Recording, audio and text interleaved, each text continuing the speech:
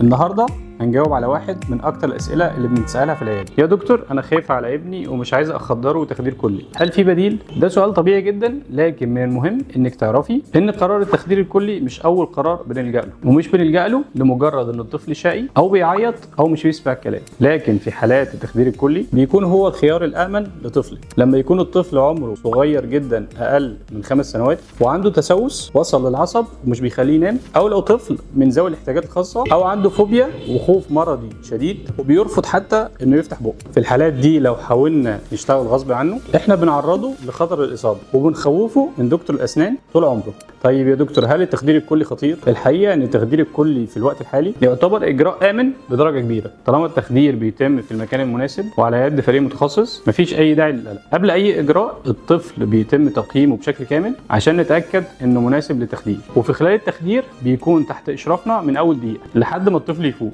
عشان سلامه الطفل هي اولويتنا في اي خطوه. عيادات دكتور علي، الابتسامة اللي تستحقها.